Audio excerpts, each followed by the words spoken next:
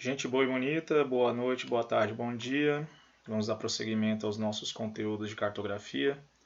Vamos entrar agora em alguns temas, a começar por eles, sobre orientação.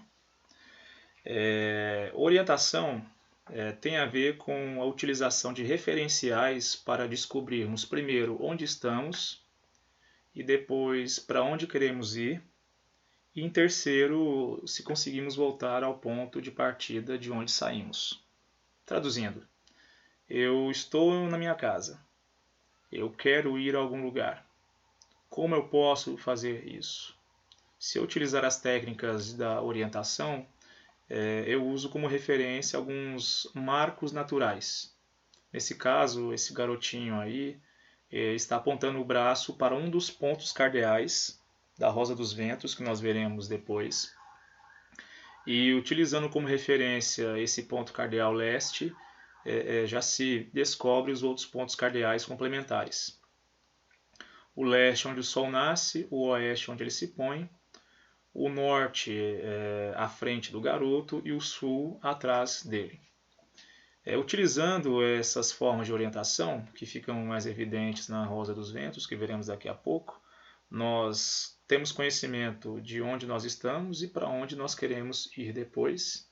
E caso voltemos para casa, consigamos voltar, possivelmente utilizando, ou se tiver como única opção isso, essas informações fornecidas pelos critérios de orientação. Rosa dos Ventos, que nós conhecemos muito bem, aqui algumas siglas estão em inglês, mas isso não compromete nada o conhecimento. Aqui é East, que em português é leste, e aqui é W, que em português é oeste. Aqui seria L em português e aqui seria O em português, mas não compromete em nada. Já aprendemos isso, estamos apenas revisando. Os cardeais são os mais importantes: norte, sul, leste e oeste. Os colaterais estão entre dois cardeais: o nordeste entre o norte e o leste, o sudeste entre o leste e o sul, o sudoeste entre o sul e o oeste, e o noroeste entre o norte e o oeste. Então, sabendo onde fica o leste, nós pressupomos ou já entendemos onde fica o oeste, o seu lado contrário, o norte e depois o sul. Conhecendo as formas de utilização desse símbolo para nos orientar em quaisquer paisagem que nós estejamos, nós conseguimos entender o local onde estamos, para onde queremos ir, os melhores locais para chegarmos aonde queremos, e quando voltarmos para casa não nos perdemos no caminho. Simplesmente pegamos o mesmo caminho que tínhamos utilizado na ida. Mas para isso é importante que nós lembremos, que saibamos utilizar o sistema de orientação. Sistema de orientação esse fundamental, inclusive, na própria representação cartográfica, que nós veremos mais adiante. A detalhe, os subcolaterais eles são pouquíssimo utilizados, nós geralmente não utilizamos. Quem utiliza aqui isso aqui, além dos cartógrafos, são aviões comerciais e aviões de frete, que necessitam de um nível melhor e mais detalhado de orientação, e também navios transoceânicos. Tanto navios transoceânicos e aviões comerciais ou particulares fretados, eles necessitam utilizar os pontos subcolaterais. Fora isso, nós, na maioria das vezes, usaremos somente os cardeais e os colaterais. Os subcolaterais, nós, pobres mortais, não utilizamos. Somente quem pilota avião ou pilota grandes barcos transoceânicos. Além de nós conhecermos sobre o critério de orientação, que fundamenta a própria construção das projeções cartográficas, nós precisamos entender o que são essas tais de coordenadas geográficas. As coordenadas geográficas são linhas imaginárias que nós projetamos sobre a superfície da Terra, linhas essas que formam um tipo de malha. E essas linhas imaginárias, de leste a oeste e de norte a sul, se entrecruzam e nos fornecem a localização exata de qualquer ponto sobre a superfície da Terra. Essas linhas imaginárias são de dois tipos, são os paralelos e os meridianos. Os paralelos são linhas no sentido leste-oeste, são linhas que nunca se encontram e dão voltas completas ao redor do globo, pelo menos nas partes onde elas circulam. E o principal paralelo é a linha do Equador, que nós veremos mais adiante. E os paralelos, principalmente a linha do Equador, determinam aquilo que nós chamamos de latitude. Latitude que se refere à distância em relação à linha do Equador. Os meridianos são linhas na vertical, no sentido norte-sul. Elas cruzam-se com os paralelos na perspectiva perpendicular, né, formando um ângulo de 90 graus. Porém, os meridianos encontram-se entre si nos polos, dando a volta completa ao redor da Terra.